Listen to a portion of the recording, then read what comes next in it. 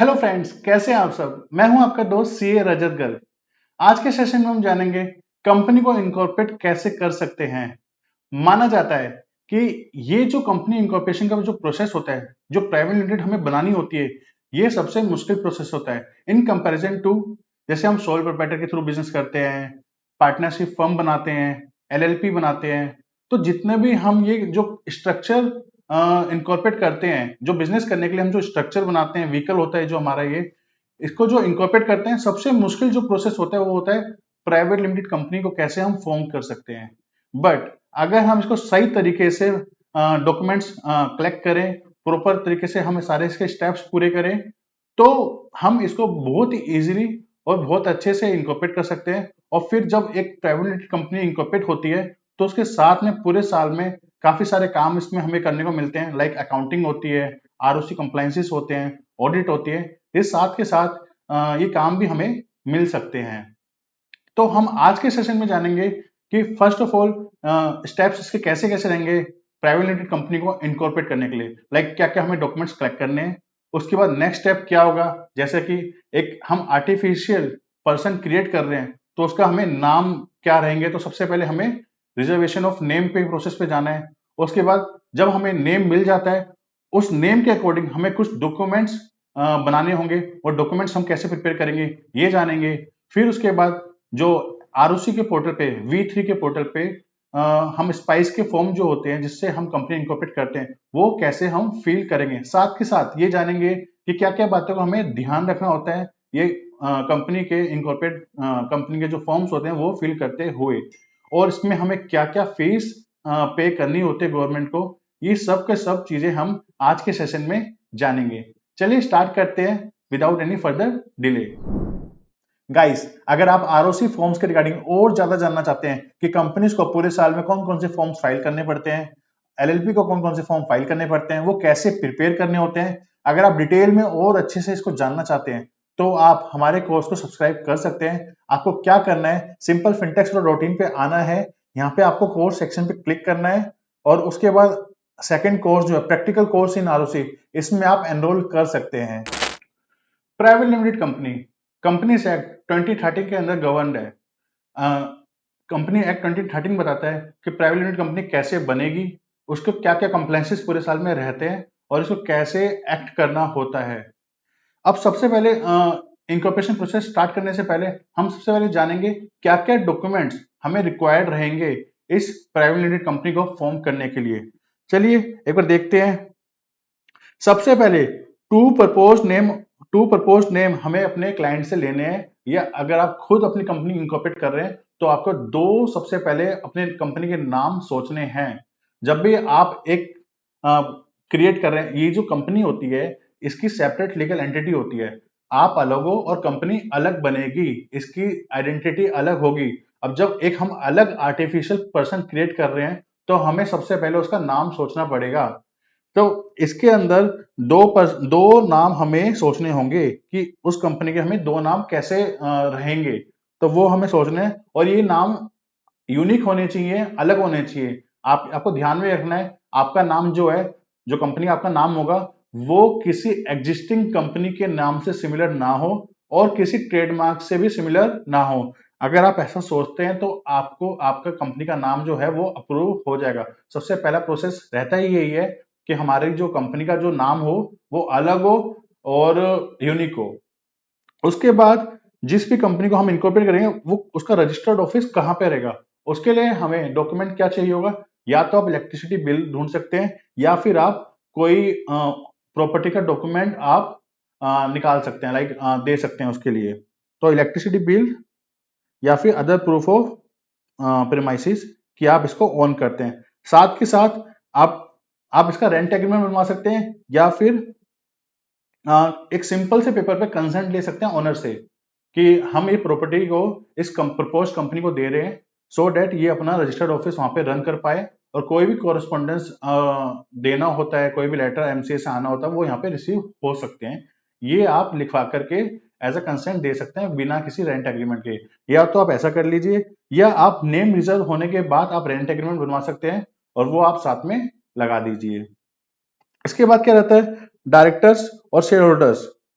आपको डायरेक्टर्स और share holder क्या होते हैं मैं बता देता हूँ। जो कंपनी को रन करते हैं वो होते हैं डायरेक्टर्स, और जो कंपनी को ओन करते हैं वो होते हैं शेयर होल्डर्स। तो इन दोनों के ही हमें डॉक्यूमेंट्स कुछ चाहिए होते हैं जो हमें रिपोर्ट करने होते हैं स्पाइस पार्ट बी के अंदर। कंपनी इंकॉर्पोरेशन का एक फॉर्म होता है, उसके अंदर हमें सारे डॉक्यूमेंट्स रिपोर्ट करने होते हैं। तो सबसे पहले तो हमें डायरेक्टर या शेयर होल्डर उसका पैन लेना पड़ेगा। प्रूफ ऑफ आइडेंटिटी, अब यहाँ पे हमें दो चीजें हैं, एक प्रूफ ऑफ आइडेंटिटी और रेजिडेंस प्रूफ। ये दोनों डॉक्यूमेंट अलग अलग होते हैं। इन दोनों डॉक्यूमेंट के लिए हमें जो मैंने यहाँ पे लिखा हुआ है वो ही देना है, उसके अलावा हमें नहीं देना। अगर आप प्रूफ ऑफ आइडेंटिटी बोल रहे हो तो यहाँ पे पैन कार्ड नहीं चलेगा। यहाँ पे आप दे सकते हो पासपोर्ट या फिर वोटर आईडी कार्ड या आधार कार्ड या फिर ड्राइविंग लाइसेंस। आप इन्हीं 4 डॉक्यूमेंट में से एक डॉक्यूमेंट दे सकते हो for proof of identity. But अगर रेजिडेंस प्रूफ है तो आपको 2 डॉक्यूमेंट आप दे सकते हो। एक तो आप अपनी लेटेस्ट बैंक स्टेटमेंट दे दो, 2 महीने से पुरानी नहीं होनी चाहिए, या फिर आप कोई भी यूटिलिटी बिल हो आपका, जैसे इलेक्ट्रिसिटी बिल आपके नाम पे आता हो, मोबाइल बिल आपके नाम पे आता हो, या फिर कोई और वाटर बिल आपके नाम पे आता हो, तो वो बिल आप दे सकते हो, वो as a residence proof count हो जाएगा। तो आप इसके अंदर ये आप डॉक्यूमेंट दे सकते हो। साथ के साथ जो रेजिडेंस प्रूफ होता है वो 2 महीने से पुराना नहीं होना चाहिए। अगर आप 2 महीने से पुराना इसमें अपलोड करोगे कंपनी के फॉर्म फाइल करते हुए, तो आपकी एप्लीकेशन में ऑब्जेक्शन आ जाएगी, आपको फिर रिसबमिशन करना पड़ेगा, क्योंकि लेटेस्ट डॉक्यूमेंट ही यहाँ पे अलाउबल है।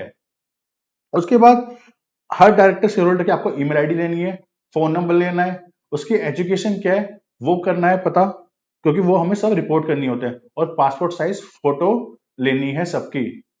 तो ये डॉक्यूमेंट हो गए शेयर होल्डर और डायरेक्टर के। उसके बाद जब भी हम कंपनी स्टार्ट करते हैं तो एक छोटा सा अमाउंट हमें चाहिए होता है कि हम कितने अमाउंट से कंपनी को स्टार्ट करेंगे। वो अमाउंट 10,000 हो सकता है, वो अमाउंट 1 लाख रुपए हो सकता है। बट आपको ध्यान में रखना है, आप जो भी अमाउंट सोचेंगे वो अमाउंट आपको बैंक में जमा कराना पड़ेगा, आपको डिपॉजिट कराना पड़ेगा। अगर वो अमाउंट आप डिपॉजिट नहीं कराते हो, जो भी आप इनिशियल कैपिटल आप बताते हो कि हाँ भाई हम इतने रुपए से अपनी कंपनी को स्टार्ट करना चाह रहे हैं, और आप वो अमाउंट जमा नहीं कराते हो, डिपॉजिट नहीं कराते हो, तो एक फॉर्म होता है INC 20A commencement of business, वो आप फाइल नहीं कर पाओगे। अब ये फॉर्म ये बहुत ही इंपॉर्टेंट फॉर्म है। अगर आपने INC 20A फाइल नहीं किया ना, फिर आप कोई भी फॉर्म फाइल नहीं कर पाओगे। लाइक उसके बाद जो पूरे साल में कंप्लाइंसेस होते हैं, लाइक आप मान लीजिए AOC 4 है, या फिर MDT 7A है, या फिर अदर चेंज ऑफ, मतलब कोई से भी डॉक्यूमेंट है कंपनी के, चाहे वो चेंज ऑफ प्लेस है, चाहे वो चार्ज क्रिएट करने का है, डायरेक्टर के साइन लगेंगे ही नहीं अगर 6 महीने हो जाते हैं और ये INC 20A आपका फाइल नहीं होता है तो, और पेनल्टी अलग से लगती है। तो आपको इतना ही कैपिटल रखनी है जितनी आप डिपॉजिट करा पाओ। कई बार क्या होता है, कुछ लोग आते हैं 10 लाख रुपए अपनी कैपिटल रख लेते हैं कि हमें कंपनी बड़ी दिखानी है। एक्चुअली क्या होता है, आपके MCA पोर्टल पे दिखती है कि इस कंपनी की कैपिटल कितनी है, और अगर ज्यादा कैपिटल रखेंगे तो उससे पता चलता है कंपनी का स्केल काफी बड़ा है, कंपनी बड़ी बड़ी कंपनी है, तो कैपिटल कई बार ज्यादा रख लेते हैं।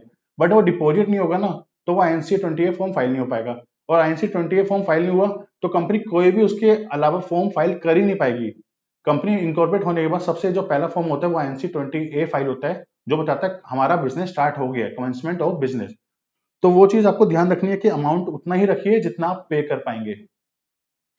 इसके अलावा ऑब्जेक्टिव क्या रहेगा, आपको ऑब्जेक्टिव बताना है कि आपकी कंपनी का ऑब्जेक्टिव क्या रहेगा।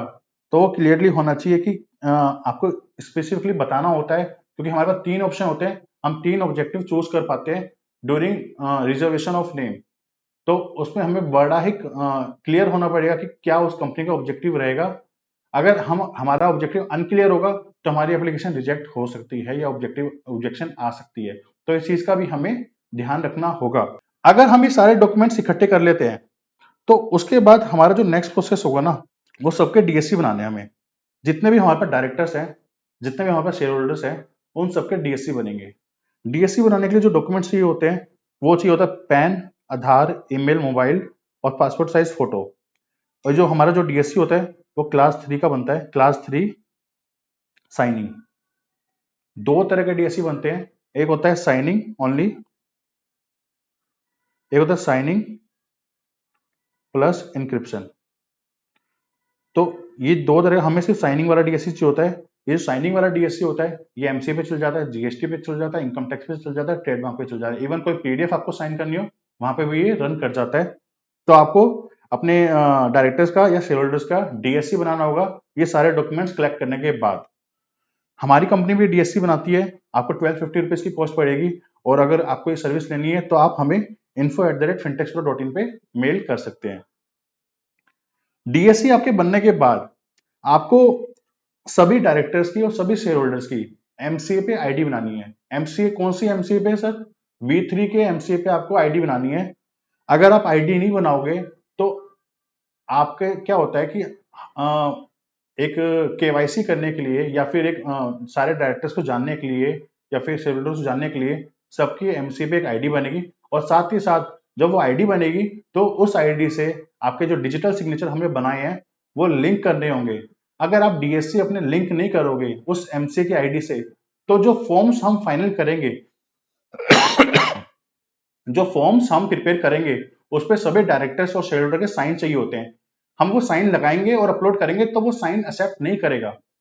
उसके इसके लिए अगर आप चाहते हो कि आपके साइन एक्सेप्ट हो जाएं जब आप अपलोड करो अपने फॉर्म्स, तो उससे पहले आपको अपने जो एमसीए की आईडी आप जो बनाओगे उस आईडी पे आपको अपने डीएससी को रजिस्टर करना पड़ेगा। रजिस्टर करने के बाद फिर उसके बाद जब हम फॉर्म्स कंप्लीट कर लेंगे, सारे कंपनी के जो फॉर्म्स होते हैं वो प्रिपेयर कर लेंगे और डाउनलोड कर लेंगे, उसके बाद जो हम डायरेक्टर्स के या शेयर होल्डर्स के साइन लगाएंगे तो साइन एक्सेप्ट हो जाएंगे और प्रॉपरली हम कंपनी को अपलोड कर पाएंगे। अदरवाइज हमारे साइन वो वेरीफाइड नहीं दिखाएगा, वेरीफाइड नहीं हो पाएंगे और एक्सेप्ट नहीं हो पाएगा हमारा फॉर्म। तो उसके लिए हमें एमसीए पे आईडी बनानी है, उसके बाद डीएससी को उस आईडी से लिंक करना है, रजिस्टर करना है। ये सब करने के बाद हमारा जो पहला स्टेप होगा वो होगा रिजर्वेशन ऑफ नेम। हमें अपना नाम रिजर्व करना है कंपनी का, जो भी हमारा को क्लाइंट ने सजेस्ट किया या फिर आप खुद अगर अपनी कंपनी इनकॉर्पोरेट कर रहे हैं तो आपका वो नेम रिजर्व करना है। आपको एक बात का ध्यान रखना है, जैसे मैंने आपको पहले बताया था, आपका नेम जो होना चाहिए वो यूनिक होना चाहिए, डिफरेंट होना चाहिए, एग्जिस्टिंग कंपनी के नेम से सिमिलर नहीं होना चाहिए, साथ के साथ जो ट्रेडमार्क है उससे भी वो सिमिलर नहीं होना चाहिए। जब हम रिजर्वेशन अप्लाई करते हैं, जब हम रिजर्वेशन ऑफ नेम अप्लाई करते हैं तो हमारे को 3 एनआईसी कोड चूज करने का ऑप्शन दिया जाता है। ये एनआईसी कोड क्या होता है? हमारे जो भी बिजनेस ऑब्जेक्टिव होते हैं उसको हर ऑब्जेक्टिव के आगे एक एनआईसी कोड होता है। हम जो भी, जैसे हम कोई अकाउंटिंग की सर्विस लिखते हैं, अकाउंटिंग सर्विस हमें देनी है ये कंपनी इनकॉर्पोरेट करके, तो हम जब अकाउंटिंग लिखेंगे तो वहां पे एनआईसी कोड रिफ्लेक्ट हो जाते हैं V3 पे। हम ये सब प्रैक्टिकल अभी करके देखेंगे। फर्स्ट ऑफ ऑल मैं आपको एक आइडिया दे रहा हूँ सो डेट जब हम प्रैक्टिकल करेंगे तो आपको प्रॉपरली लिंक कर पाए कि हम क्या काम कर रहे हैं और कैसे हम इनकॉर्पोरेट कर रहे हैं। तो हमें 3 एनआईसी कोड चूज हम कर सकते हैं ड्यूरिंग रिजर्वेशन ऑफ नेम। तो जब भी हम रिजर्वेशन ऑफ नेम करेंगे तो हमारे पास क्लियरली हमें पता होना चाहिए कंपनी का ऑब्जेक्टिव क्या रहेगा, क्योंकि ऑब्जेक्टिव मैटर करता है। क्यों करता है? अगर आप ऑब्जेक्टिव डिफरेंट कर रहे हो, मतलब कि अगर आप ऑब्जेक्टिव अब इनिशियली गलत यूज कर रहे हो और बाद में आप चाहोगे कि जब हम कंपनी के फॉर्म फाइल करेंगे तब दूसरा ऑब्जेक्टिव डाल देंगे तो आपकी एप्लीकेशन रिजेक्ट हो जाएगी। आपको इनिशियली क्लियर होना चाहिए कि आपका ऑब्जेक्टिव क्या रहेगा। तो जब भी हम रिजर्वेशन ऑफ नेम करेंगे तो हमें प्रॉपरली हमें अपने ऑब्जेक्टिव वहां पे डालने होंगे। रिजर्वेशन ऑफ नेम करने के बाद अगर आपका नेम अप्रूव्ड हो जाता है उसके बाद हमें कुछ डॉक्यूमेंट्स रेडी करने हैं। क्यों? यहां से हम डॉक्यूमेंट्स रेडी कर सकते हैं बिकॉज हमारे को जो नेम, जो हमारी कंपनी का नेम है वो क्लियर हो चुका है कि हमें ये नेम मिल जाएगा।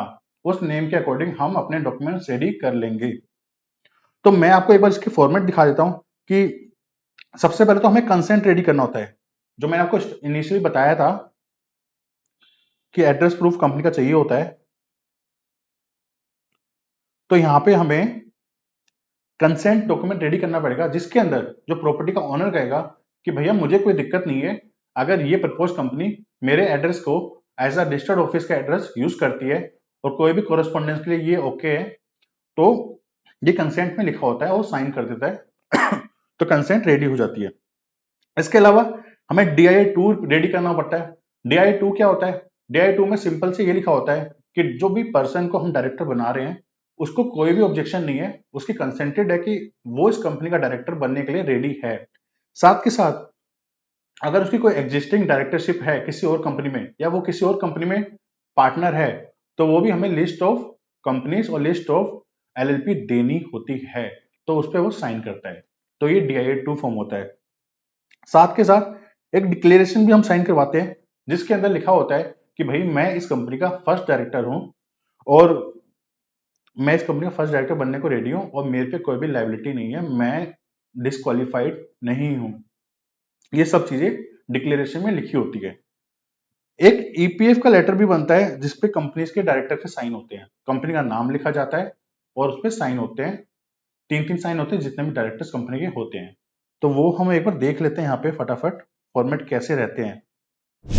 ये एनओसी आ गई है, इसके अंदर सिंपल सी बात है कि this is to certify that mister A, जो ऑनर ऑफ द प्रॉपर्टी है उसका एक ही जगह नाम आएगा, वो जहां पे भी रहता है उसका वहां का एड्रेस आ जाएगा, वो परमिट कर रहे हैं, अलाउ कर रहे हैं, जो भी प्रपोज नेम आपकी जो कंपनी का नाम होगा, जो भी कंपनी का नाम होगा वो यहाँ पे आएगा।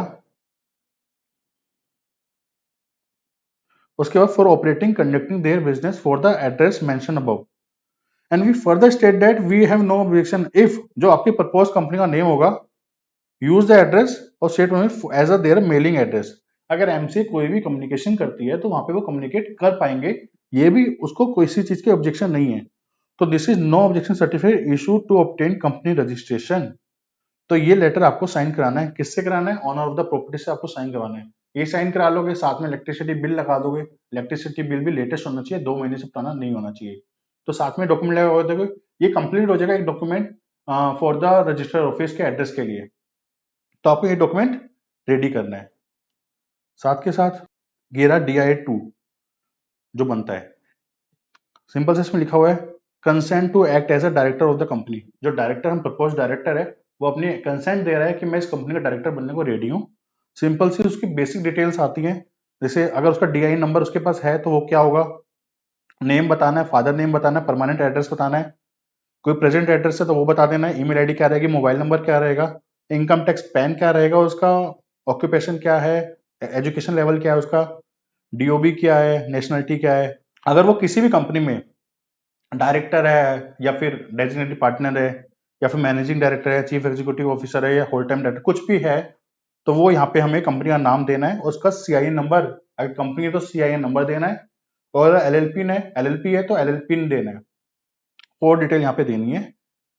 उसका डिक्लेरेशन है I have not convicted of any offence in connection with the promotion, formation और मैनेजमेंट ऑफ एनी LLP। किसी भी तरह का गिल्टी नहीं है और कोई भी हमने लॉ का वाइड नहीं किया हुआ, हम इस कंपनी का डायरेक्टर बनने के लिए एलिजिबल हैं, इस चीज की वो डिक्लेरेशन देता है। एक जो मैंने आपको EPF का लेटर कहा था वो ये वाला है। अगर आप ये लेटर सबमिट करते हैं, यहाँ पे आपको अपनी कंपनी का नाम लिखना है, एड्रेस लिखना है और यहाँ पे साइन आएंगे। एम्प्लॉयर 1 मतलब डायरेक्टर, एक डायरेक्टर के यहाँ पे साइन आएंगे, डायरेक्टर 2 अगर कोई और डायरेक्टर, तो यहाँ पे हम ऐड करते जाएंगे तो यहाँ पे साइन आ जाएंगे। कितने साइन आएंगे? 3 साइन आने यहाँ पे, 1 2 3, यहाँ पे 3 साइन आने हैं। आपको इसका प्रॉपर फॉर्मेट दे देंगे कि आपको कहाँ कहाँ पे कैसे साइन करवाने हैं। तो ये हमें डॉक्यूमेंट रेडी करने होते हैं। ये कंपनी के डॉक्यूमेंट रेडी करने के बाद हमारा नेम भी रिजर्व हो चुका है। उसके बाद सबसे पहला जो फॉर्म होता है वो होता है पार्ट बी। पार्ट बी को हमें फिल करना होता है। ये फॉर्म क्या होता है? एक सिंगल फॉर्म होता है जिसके अंदर कंपनीज की बेसिक डिटेल आती है, सबसे मेन डिटेल आती है कि उसका थ्राइस कैपिटल कितनी होगी, सब्सक्राइब कैपिटल कितनी होगी, डायरेक्टर की बेसिक डिटेल आएंगी कि वो उसका पैन नंबर क्या है, उसका एड्रेस प्रूफ क्या है, उसका आइडेंटिटी प्रूफ क्या है। इसके अलावा कंपनी के कितने शेयर्स, इक्विटी शेयर्स होंगे, प्रेफरेंस शेयर्स होंगे, कंपनी का एड्रेस कहाँ का होगा, ये सारी की सारी डिटेल इसमें आ जाती है। जैसे इसमें स्ट्रक्चर ऑफ द कंपनी, मतलब स्ट्रक्चर कैसे रहता है कि उसके इक्विटी शेयर्स कितने हैं, प्रेफरेंस शेयर कितने हैं, या कितनी क्लास में इक्विटी शेयर्स इशू हो रखे हैं, different class of equity shares पे इशू कर सकते हैं। तो बेसिकली बताता है कि स्ट्रक्चर क्या रहेगा कंपनी का, वो यहाँ पे क्लियरली पता चल जाता है। कंपनी का एड्रेस क्या रहेगा और उसके प्रूफ ऑफ डॉक्यूमेंट इसमें अपलोड होते हैं। इसके बाद सब्सक्राइबर एंड डायरेक्टर डिटेल रहेगी, कौन इसको सब्सक्राइब करेगा, मतलब इसके शेयर होल्डर्स कौन रहेंगे और डायरेक्टर्स कौन रहेंगे, उसकी डिटेल यहाँ पे आएंगी। इसमें भी वही है कि जो शेयर होल्डर्स हैं वो शेयर होल्डर डायरेक्टर कौन कौन रहेंगे, मतलब या तो आप सिर्फ शेयर होल्डर बन सकते हो या फिर आप शेयर होल्डर कम डायरेक्टर भी बन सकते हो, तो उसकी डिटेल यहाँ पे आएंगी। कितने लोगों के पास DI नंबर है ऑलरेडी। DI नंबर क्या होता है? डायरेक्टर आइडेंटिफिकेशन नंबर होता है। अगर कोई भी डायरेक्टर किसी भी कंपनी में ऑलरेडी डायरेक्टर है तो उसके पास ऑलरेडी DI नंबर होगा। अगर ऐसा है तो हमें वो बताना होता है कि इस पर्सन के पास DI नंबर ऑलरेडी है। जब किसी डायरेक्टर के पास या किसी शेयर होल्डर के पास DI नंबर ऑलरेडी होता है तब उसे किसी भी आइडेंटिटी प्रूफ की या किसी भी रजिस्टर्ड मतलब प्रूफ ऑफ एड्रेस या फिर रेजिडेंस एड्रेस की जरूरत नहीं पड़ती है, बिकॉज उसके हर साल केवाईसी होते हैं और वो केवाईसी DIA-3 केवाईसी फॉर्म की तरह होते हैं। तो गवर्नमेंट नहीं मांगती है।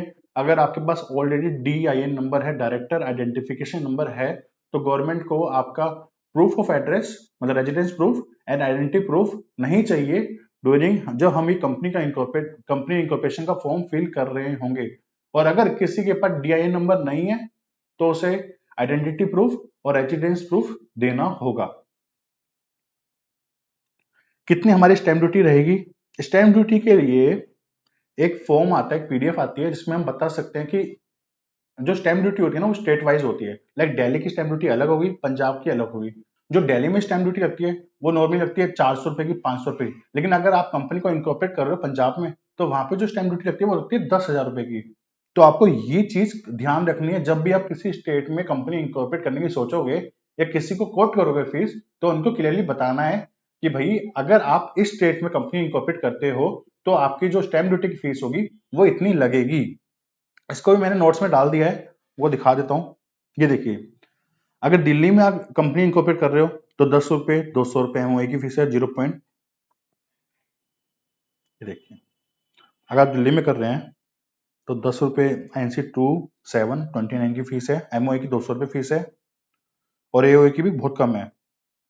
लेकिन लेकिन अगर आप केरला में कर रहे हैं तो 1000 रुपए की फीस है MOA की, AOA की 2000 रुपए फीस है।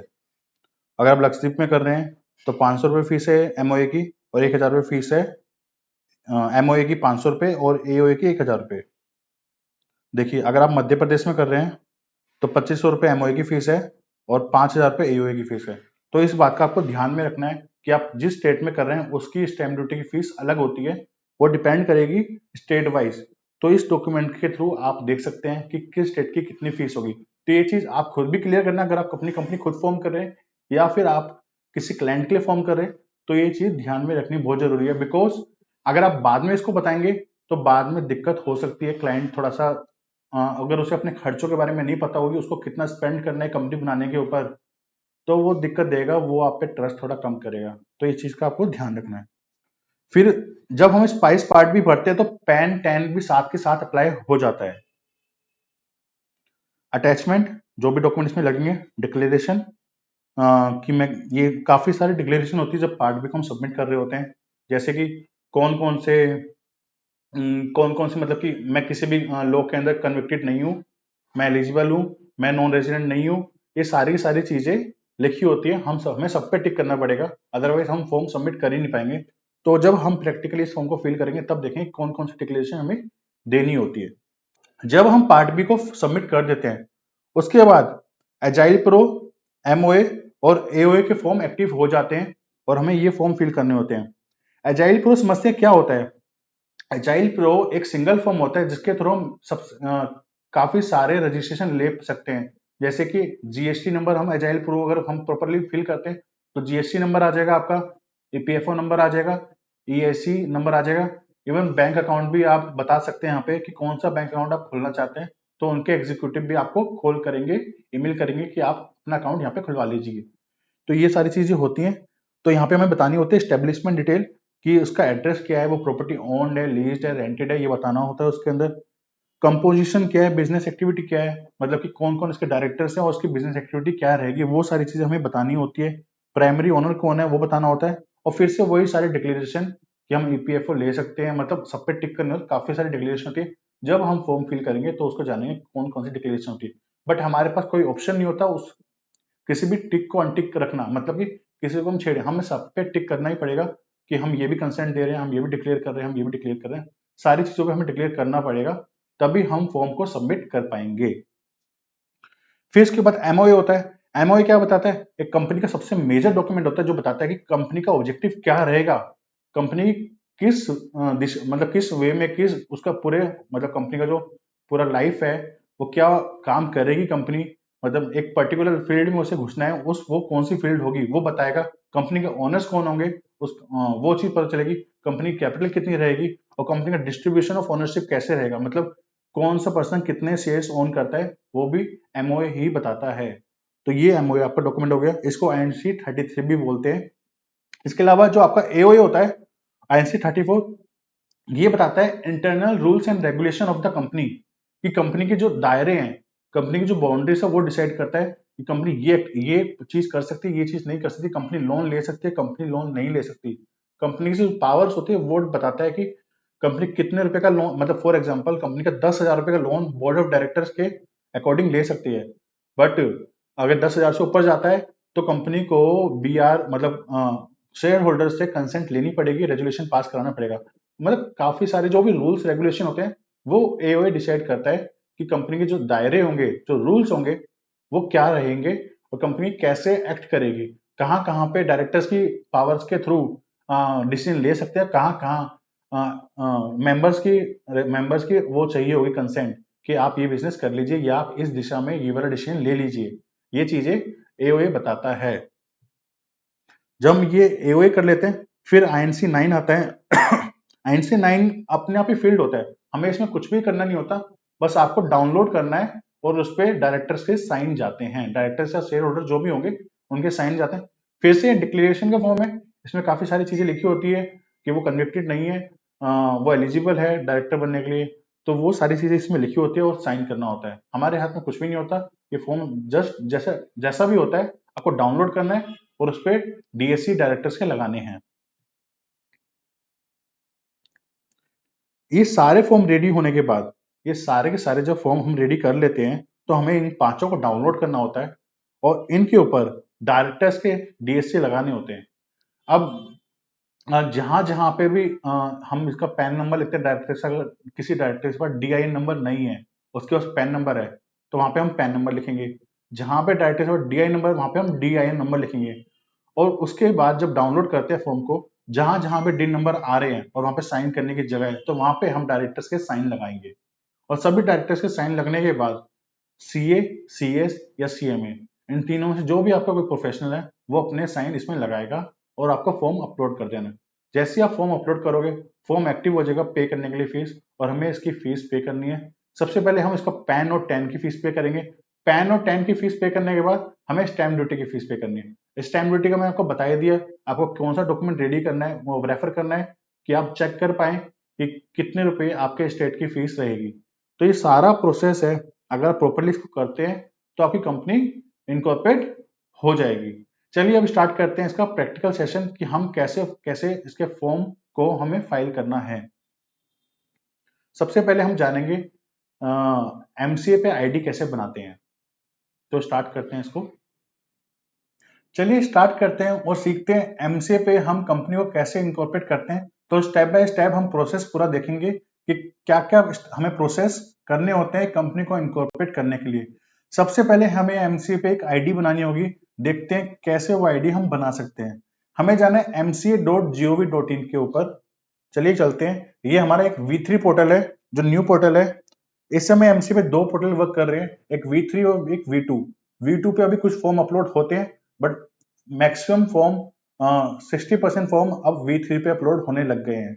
तो हम mca.gov.in पे आएंगे और सीधा ये V3 ही खुलता है। अगर स्पेसिफिकली हमें V2 पे काम करना है तो हमें जाना होगा, अदरवाइज हमें V3 पे ही काम करेंगे, V3 ही ओपन होता है। तो यहाँ पे आपको साइन इन पे क्लिक करना है, साइन इन साइन अप पे नीचे आ जाएंगे आप। ये आपका V3 के आईडी क्रेडेंशियल अगर आप डालेंगे तो लॉगिन हो जाएगा। रजिस्टर करने के लिए यहाँ पे क्लिक करना होगा V3 के ऊपर, और अगर आपको V2 पे काम करना है तो यहाँ पे क्लिक करना होगा लॉगिन फॉर V2 फाइलिंग। अब यहाँ पे आप रजिस्टर पे क्लिक करेंगे। अब हम एज्यूम कर रहे हैं कि आप कंपनी पहली बार बना रहे हो, आप डायरेक्टर हो कंपनी के हो, आप प्रपोज डायरेक्टर हो और आपके पास DIN नंबर नहीं है। अगर आपके पास DIN नंबर नहीं है और आप फर्स्ट टाइम कंपनी के डायरेक्टर बनेंगे और आप इससे पहले कभी भी डेजिग्नेटेड पार्टनर भी नहीं रहे और प्रोफेशनल भी आप नहीं हो, तो आप क्या ऑप्शन चूज करोगे और कैसे आप अपनी आईडी क्रिएट करोगे, ये हम इसमें देखेंगे। आईडी क्रिएट करना बहुत जरूरी था, मैंने आपको बताया था, जैसा कि आपके एक डिजिटल सिग्नेचर भी बनेंगे जो इस आईडी से लिंक होगा। लिंक होने के बाद ही जो कंपनी के फॉर्म होते हैं उन पे आप साइन कर पाएंगे प्रॉपरली। अगर आप साइन कर देंगे बिना यहाँ पे डीएससी लिंक करे तो आपके साइन वैलिड नहीं होंगे, आपके फॉर्म अपलोड नहीं होंगे। बिजनेस यूजर को सिलेक्ट करने के बाद हमें यहाँ पे यूजर रोल देखना है। यूजर रोल के अंदर हमें अपना जो मोस्ट अप्रोप्रिएट हमारे लिए रहेगा हमें वो सिलेक्ट करना है। हम क्या कंपनी एलएलपी है? हम कंपनी एलएलपी नहीं है। हम डिप्यूटी नोडल ऑफिसर है? नहीं है जी। डायरेक्टर डेजिग्नेटेड पार्टनर है? हम अभी तो डायरेक्टर डेजिग्नेटेड पार्टनर नहीं है, हम बनेंगे बट अभी नहीं है। मैनेजर, सेक्रेटरी, ऑथराइज रिप्रेजेंटेटिव है? हाँ, इनमें से हम ऑथराइज रिप्रेजेंटेटिव हो सकते हैं। आगे देखते हैं, नोडल ऑफिसर है? नहीं है। ऑफिसर इन डिफॉल्ट है? नहीं है। प्रोफेशनल स्टाफ मेंबर है? वो भी नहीं है। प्रोफेशनल, वो भी नहीं है। प्रोफेशनल कौन होंगे? CA, CS, CMA. अगर ये लोग हैं, ये अपनी आईडी यहाँ पे बना सकते हैं। या फिर प्रोफेशनल स्टाफ मेंबर कौन होंगे? इनके जो अकाउंटेंट होते हैं, जो इनकी टीम में आर्टिकल्स होते हैं, वो प्रोफेशनल स्टाफ मेंबर हो सकते हैं। उनकी भी आईडी अलग से बन सकते हैं, बट वहां पे प्रोवाइडेड ये होता है कि प्रोफेशनल को अपना मेंबरशिप नंबर यहाँ पे देना पड़ेगा प्रोफेशनल स्टाफ मेंबर को। अगर वो अपना मेंबरशिप नंबर देते हैं तो ही उनकी आईडी बन सकती है, अदरवाइज उनकी आईडी नहीं बनेगी। तो यहाँ पे हम सिलेक्ट कर लेते हैं मोस्ट अप्रोप्रिएट, जो मुझे लग रहा है वो है ऑथराइज रिप्रेजेंटेटिव। डायरेक्टर बनने से पहले आप एक ऑथराइज रिप्रेजेंटेटिव ही हो प्रपोज कंपनी जो बनेगी, तो वहां पे हम ये सिलेक्ट कर लेते हैं। इसके बाद जो भी डायरेक्टर है, जो भी शेयर होल्डर है, उसका यहाँ पे पैन नंबर यहाँ पे हमें लिखना है। तो मैं एक रैंडम पैन नंबर लिख लेता हूँ यहाँ पे। उसके बाद नेक्स्ट कर देंगे। नेक्स्ट करने के बाद पैन के ऊपर जो भी फर्स्ट नेम है वो आपको लिखना है, मिडिल नेम लिखना है, लास्ट नेम लिखना है, उसका डीओबी लिखना है, जो भी पैन के ऊपर डीओबी होगी। ध्यान रखें इन्फॉर्मेशन बिल्कुल करेक्ट होनी चाहिए, नहीं तो आपका आईडी नहीं बनेगी। यहाँ पे मेल या फीमेल जो भी आपका जेंडर है वो यहाँ पे आप लिखेंगे। नेक्स्ट कर देंगे। एड्रेस लिखेंगे यहाँ पे या आपने यहाँ पे अपना एड्रेस लिख लिया। जो भी आपका मोबाइल नंबर है वो उसको आपको यहाँ पे लिखना है। ईमेल आईडी यहाँ पे लिखनी है आपको। उसके बाद नेक्स्ट कर देंगे आप। नेक्स्ट करने के बाद आपको अपना यहाँ पे पासवर्ड चूज करना है, जो भी आपका पासवर्ड रहेगा। पासवर्ड चूज करने के बाद अगर आप किसी केस में अपना पासवर्ड भूल जाते हैं और पासवर्ड फॉरवर्ड करना है, तो आपसे यहाँ पे हिंट क्वेश्चन पूछा जाएगा। तो केयरफुली अपना हिंट क्वेश्चन सिलेक्ट करना, उसके अकॉर्डिंगली उसका आंसर भी आपको याद रखना है। जब भी आप पासवर्ड फॉरवर्ड करोगे आपको इसका आंसर देना पड़ेगा। तो यहाँ पे आप mother name, मैडन name of mother choose कर सकते हैं, प्लेस ऑफ बर्थ चूज कर सकते हैं, फर्स्ट कार कौन सी रही या पेट का नेम या स्कूल आपका पहला कौन सा रहा, वो आप यहाँ पे सिलेक्ट कर सकते हैं। उसका आंसर जो भी आपको रखना है वो रख सकते हैं, बट आपको याद रखना है। तो प्लेस ऑफ बर्थ में यहाँ पे सिलेक्ट कर लेते हैं, दिल्ली सिलेक्ट कर लेते हैं। उसके बाद क्रिएट माई अकाउंट पे आपको क्लिक कर देना है। क्लिक करते के साथ ओटीपी जाएगा, मोबाइल नंबर पे जाएगा, ईमेल आईडी पे जाएगा। दोनों पे जो भी ओटीपी आएगा वो पे आपको लिखना है और सबमिट कर देना है, आपका अकाउंट क्रिएट हो जाएगा। इसको लॉगिन कैसे करना है? वापस हमें mc.gov.in पे आना है और यहाँ पे आकर के आपको अपनी ईमेल आईडी डालनी है और यहाँ पे पासवर्ड डालना है। इसका टोटल यहाँ पे आपको करके डालना पड़ेगा, वैलिडेट कैप्चा करना है। उसके बाद लॉगिन फॉर V3 फाइलिंग। जैसे आप लॉगिन करोगे आपकी आईडी लॉगिन हो जाएगी। अब देखते हैं नेम रिजर्व कैसे कर सकते हैं हम। हमें सबसे पहले एमसी पे अपनी जो हमने आईडी बनाई थी उसको लॉगिन करना है। ये आपको कैप्चा वेरीफाई करना पड़ेगा, 42 + 64 100 106। ये हमने वेरीफाई कर लिया। इसके बाद आपको एमसी सर्विसेज पे आना है और कंपनी फाइलिंग पे आना है। कंपनी फाइलिंग पे आने के बाद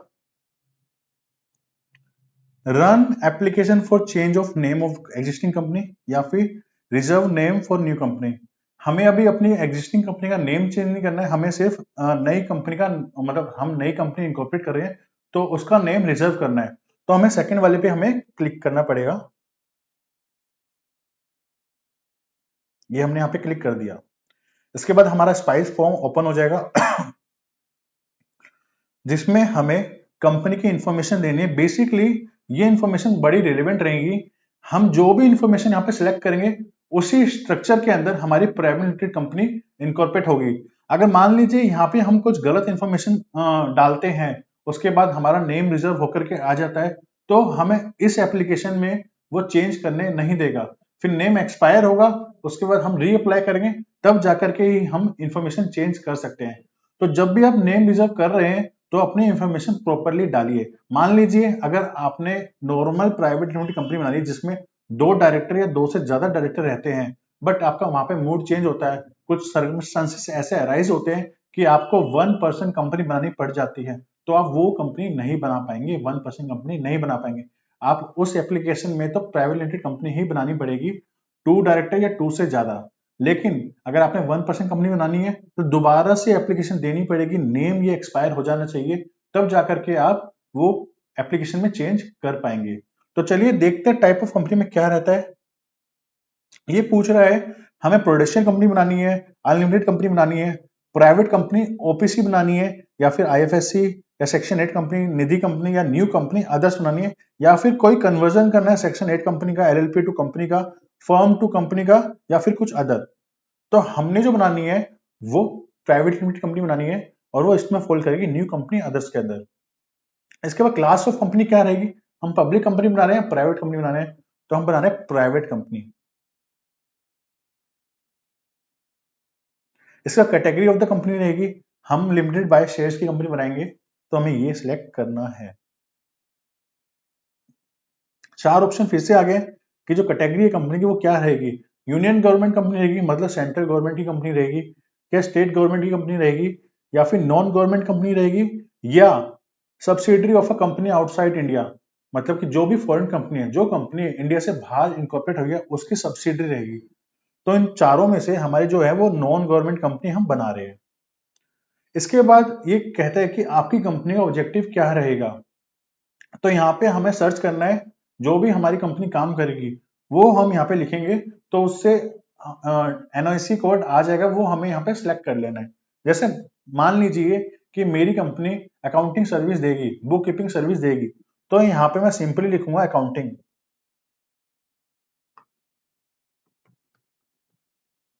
तो यहाँ पे दो चीजें आ गई है, अकाउंटिंग बुक कीपिंग और ऑडिटिंग सर्विसेज, या फिर accounting book keeping and auditing activities tax consultancy. आप इन दोनों में से दोनों सिलेक्ट कर सकते हैं या फिर एक भी सिलेक्ट कर सकते हैं। तो मैं एक यहाँ पे सिलेक्ट कर लेता हूँ और यहाँ पे ऐड कर देता हूँ। यहाँ पे मेरा मेन एनआईसी कोड भी आ गया है और डिस्क्रिप्शन ऑफ द मेन सब क्लास भी आ गया है। ये चीजें आने के बाद एक चीज बताना चाहूंगा, यहाँ पे आप 3 एनआईसी कोड मैक्सिमम सिलेक्ट कर सकते हैं। अब मेरे को यहाँ पे एक ही जो होती है आपको बताने के लिए, बाकी आप यहाँ पे 2 एनआईसी कोड और सिलेक्ट कर सकते हैं।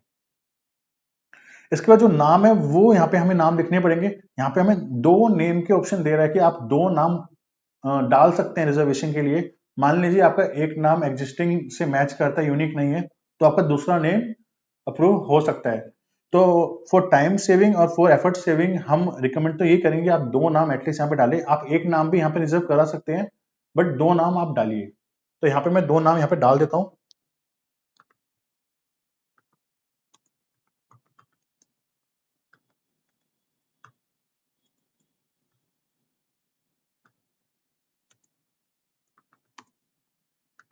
ये नाम डालने के बाद यहाँ पे अटैचमेंट में आ रहा है ऑप्शनल अटैचमेंट का ऑप्शन करके। मान लीजिए आपका नेम सिमिलर है, ये टैक्स फिन प्रो या प्रो फिन टैक्स, आपका नेम सिमिलर है किसी एग्जिस्टिंग कंपनी के नेम से।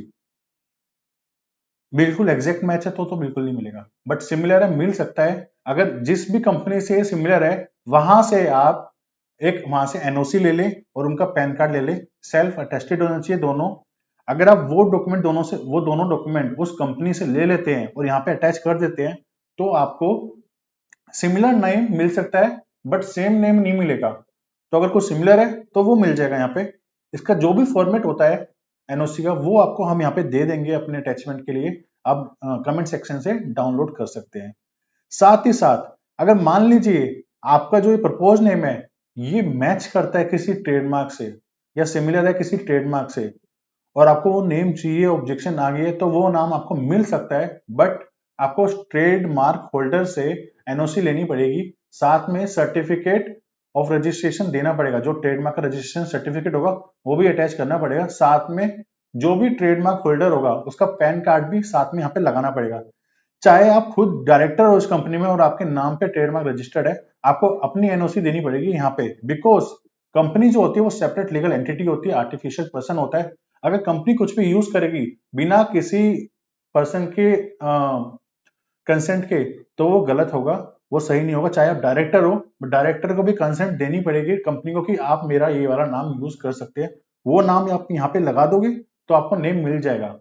लेकिन अगर आप नहीं लगाओगे तो ऑब्जेक्शन आ सकती है, ऑब्जेक्शन आ गई तो आपको नहीं मिलेगा, फिर आपको रिसबमिशन करना पड़ेगा, नया नाम चूज करना पड़ेगा, या फिर साथ में consent registration certificate plus pan लगाना होगा। चलिए इसके बाद हमें यहाँ पे ऑटो चेक करना है। ऑटो चेक में क्या होता है, ये इनका एक जो प्रोसेस होता है, चेक करता है कि जो आपने नाम दिए हैं वो किसी सिमिलर तो नहीं है।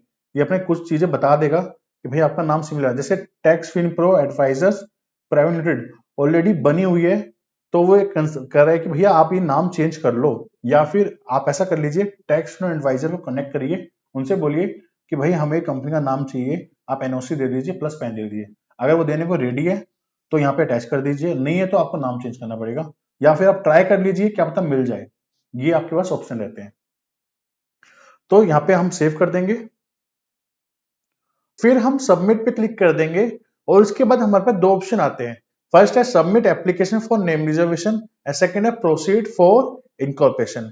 आपको क्लिक करना है submit application for name reservation अगर आप अपना नेम पहले रिजर्व करना चाहते हैं और उसके बाद पूरा इनकॉर्पोरेशन का प्रोसेस स्टार्ट करना चाहते हैं, या फिर आपको एश्योर है कि आपको नाम मिल ही जाएगा, आपका नेम यूनिक है और किसी भी एग्जिस्टिंग कंपनी या किसी भी ट्रेडमार्क से सिमिलर नहीं है, तब आप प्रोसीड फॉर इनकॉर्पोरेशन कर सकते हैं। ये आपके हैंड में है। अगर आप submit application for name reservation करेंगे तो यहाँ पे आपके एडिशनल 1000 फीस पे करनी पड़ेगी फॉर नेम रिजर्वेशन। तो ये जो हम सबसे पहले रिकमेंड यही करेंगे कि आप पहले submit application for name reservation करें, बिकॉज ये जो कंपनी इनकॉर्पोरेशन का प्रोसेस बहुत लंबा होता है, काफी सारे डॉक्यूमेंट प्रिपेयर करने पड़ते हैं। अगर मान लीजिए कि आपको वो ये नाम नहीं मिलता है, तो आपके जो भी डॉक्यूमेंट्स आपने प्रिपेयर करे होंगे वो सारे के सारे दोबारा से बनाने पड़ेंगे। तो हम यहाँ पे क्लिक करेंगे submit application for name reservation पे और कंटिन्यू कर देंगे। कंटिन्यू करते ही हमारी एप्लीकेशन सबमिट हो गई है, और हमें यहाँ पे ओके करके माई एप्लीकेशन पे आ जाना है। माई एप्लीकेशन पे आने के बाद पेंडिंग फॉर एक्शन पे आप क्लिक करेंगे तो आपकी जो एप्लीकेशन है वो यहाँ पे सबसे ऊपर आ जाएगी। ये पेमेंट इनकम्प्लीट दिखा रहा है, आपको यहाँ पे पे फी पे क्लिक करके नॉर्मल प्रोसीजर से पेमेंट करनी है। इसकी पेमेंट करने के बाद आपकी एप्लीकेशन सबमिट हो जाएगी, और ये विद इन 2-3 डेज के अंदर आपकी ये रीसबमिशन आ जाएगा या फिर नेम आपका अप्रूव हो जाएगा। उसके बाद आप फर्दर कंपनी इनकॉर्पोरेशन का प्रोसेस आगे कर सकते हैं। सो गाइस, अभी तक हमने सीखा था कि नेम रिजर्वेशन हमें कैसे करना था। अब नेम रिजर्वेशन के बाद दो चीजें हो सकती है, या तो आपका नेम अप्रूव हो गया होगा तो उसके बाद क्या प्रोसेस रहेगा, या फिर आपने रिजर्वेशन के लिए आप गए ही नहीं, आपने बस नेम डिसाइड किया, आपका नेम यूनिक था, डिफरेंट था, और आप अब सीधा इनकॉर्पोरेशन प्रोसेस पे आ गए हैं। तो इन दोनों में से एक ऑप्शन होगा आपके पास। तो अगर आपका नेम रिजर्व हो जाता है तो आपकी वो एप्लीकेशन कहां से स्टार्ट होगी वो हम अब देखेंगे, या फिर आपने नेम रिजर्वेशन नहीं कराया तो वो एप्लीकेशन कहां से स्टार्ट होगी वो भी हम यहाँ पे अभी देखेंगे। सबसे पहले आपको एमसीए के पोर्टल पे जाकर के अपनी आईडी लॉगिन कर लेनी है, और लॉगिन करने के बाद माई एप्लीकेशन पे आपने क्लिक करना है। माई एप्लीकेशन क्लिक करने के बाद अगर आपने नेम रिजर्वेशन नहीं करवाया था और सीधा आपका नेम यूनिक है, डिफरेंट है, और आप श्योर हो कि आपको वो नेम मिल ही जाएगा, तो आपको सीधा पेंडिंग फॉर एक्शन पे आना है, और यहाँ पे आपकी एप्लीकेशन दिखाई देगी। यहाँ पे आपकी एप्लीकेशन दिखाई देगी ऐसे ही। या फिर आपने नेम रिजर्वेशन कराया था और आपका नेम अप्रूव हो गया है, तो आप अप्रूव वाले टैब में आएंगे और यहाँ पे आपकी एप्लीकेशन होगी जो दिखाई देगी एज अप्रूव लिखी हुई, और यहाँ पे आपको मिनी डैशबोर्ड में जाना है, वहां से अपना पार्ट बी फॉर्म स्टार्ट करना है, फिल करना। तो हम चलते हैं पार्ट बी फॉर्म देखते हैं कैसे फिल करेंगे। तो सबसे पहले हम आगे हम यहाँ पे अपना नेम रिजर्वेशन नहीं करा रहे, हम सीधा सीखेंगे कि पार्ट बी फॉर्म कैसे फिल करना है। तो मिनी डैशबोर्ड पे हम आ जाते हैं। अब जैसे हम मिनी डैशबोर्ड पे आए हैं तो यहाँ पे आपको दो फॉर्म दिखेंगे, स्पाइस प्लस पार्ट ए और spice plus part B. Spice plus part A था जो नेम रिजर्वेशन का था, जो हमने सबमिट कर दिया था। इसके बाद जैसे ही ये सबमिट होता है और हमने नेम रिजर्वेशन नहीं करवाया तो हमारा spice plus part be active हो जाएगा। तो यहाँ पे हम आएंगे और एडिट करेंगे।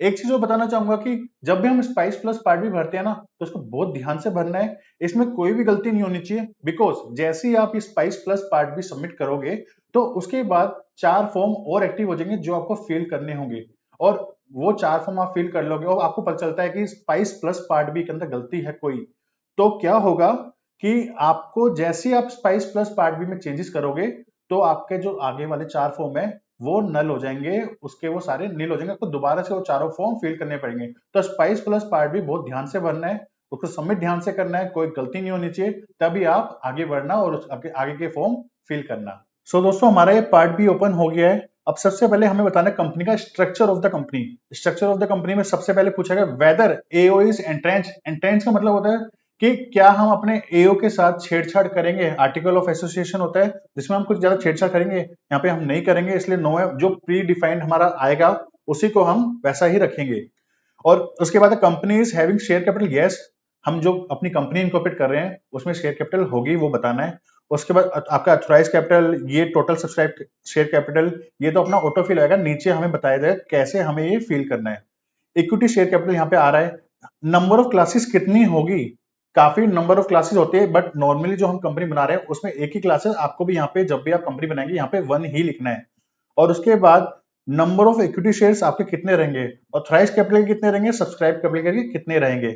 हमेशा ध्यान रखना ऑथराइज कैपिटल ज्यादा रहेगी सब्सक्राइब कैपिटल से, और कंपनी में इनिशियली जो पैसा आता है वो सब्सक्राइब कैपिटल के अकॉर्डिंग आता है, ऑथराइज कैपिटल आप ज्यादा रख सकते हैं।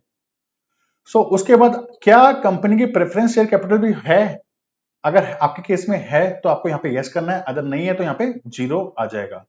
उसके बाद चलते हैं नेक्स्ट पे।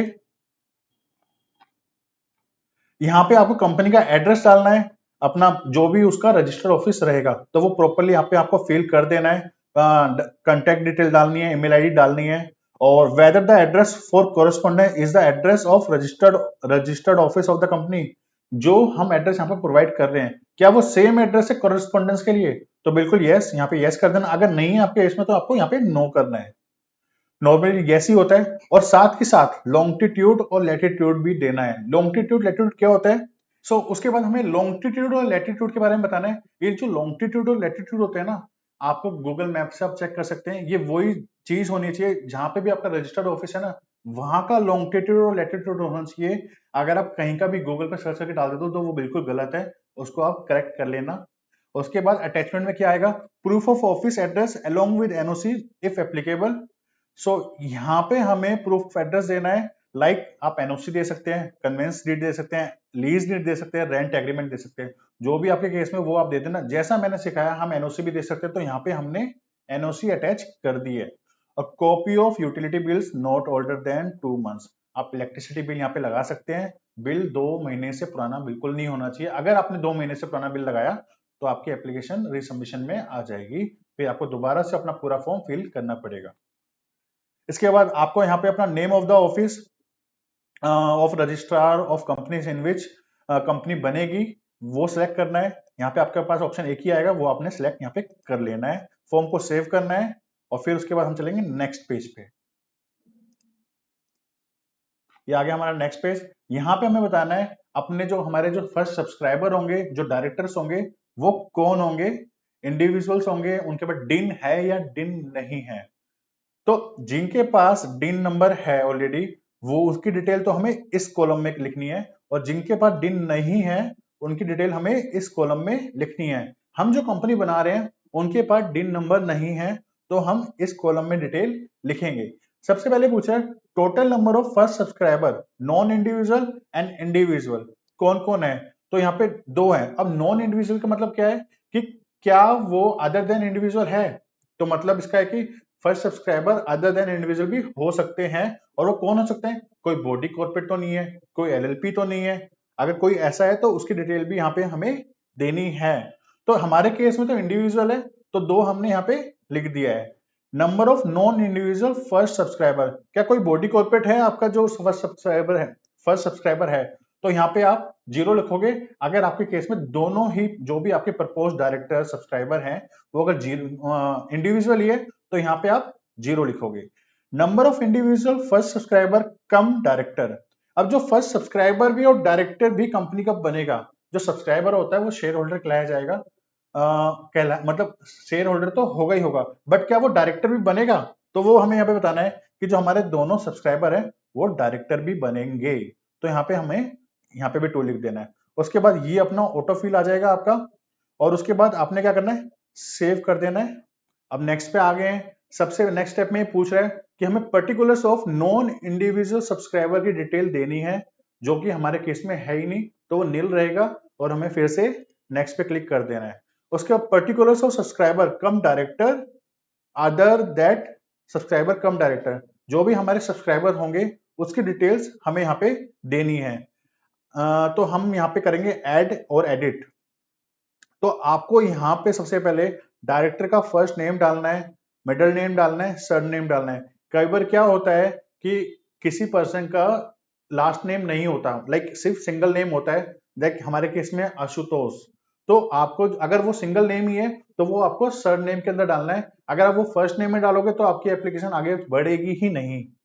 तो यहाँ पे हम आशुतोष यहाँ पे डाल देंगे। उसके उसके फादर का नाम, gender, DOB, nationality, place of birth, whether citizen of India है या नहीं है, रेजिडेंट ऑफ इंडिया है या नहीं है। अगर रेजिडेंट ऑफ इंडिया है, वो येस और नो कैसे आप सिलेक्ट करेंगे, मतलब कैसे आप आपको येस और नो पता कैसे चलेगा। तो अगर वो पर्सन 182 डेज से ज्यादा इंडिया में रहता है तो वो रेजिडेंट ऑफ इंडिया है, अगर नहीं रहता है तो रेजिडेंट ऑफ इंडिया नहीं है। और ये चीज आप चेक कैसे कर सकते हैं, सिंपल है, पासपोर्ट मंगवा लो बंदे का और चेक कर लो अगर आपको डाउट होता है तो अगर वो रेजिडेंट ऑफ इंडिया नहीं है, पासपोर्ट पे चेक कर लेना उसकी डेट्स कि वो पिछले साल में रहा कितने दिन है इंडिया के अंदर, तो वहां से आप चेक कर लेना, तो उसके अकॉर्डिंग आप यहाँ पे डिसाइड कर लेना। बाकी ऑक्यूपेशन टाइप क्या है, वेदर वो प्रोफेशनल है, गवर्नमेंट है, बिजनेस करता है, एम्प्लॉयमेंट में है, प्राइवेट एम्प्लॉयमेंट में या हाउस वाइफ है, जो भी आपके यहाँ पे केस हो वो आप सिलेक्ट कर लेना। उसके अकॉर्डिंगली यहाँ पे डिटेल्स आ जाएंगी। उसकी एजुकेशन क्या है वो आप सिलेक्ट कर लेना, उसका इनकम टैक्स का पैन यहाँ पे डाल देना, फिर यहाँ पे आपको वेरीफाई पे क्लिक करना है। उसकी डेजिग्नेशन क्या रहेगी वो आपको बतानी कि डायरेक्टर है या फिर वो managing director, whole time director, जो भी है वो यहाँ पे आपको डिटेल देनी है। प्रमोटर कैटेगरी उसकी रहेगी, एग्जीक्यूटिव डायरेक्टर हम यहाँ पे लिख रहे हैं, आप नॉन एग्जीक्यूटिव बना सकते हैं बट एग्जीक्यूटिव एक तो होना मस्ट है। उस डायरेक्टर का mobile number, email ID, permanent address आपको सब बताना है। और ये भी साथ में पूछते हैं कि जो आपका प्रेजेंट रेजिडेंशियल एड्रेस आप दे रहे हो वो परमानेंट रेजिडेंशियल है या नहीं है।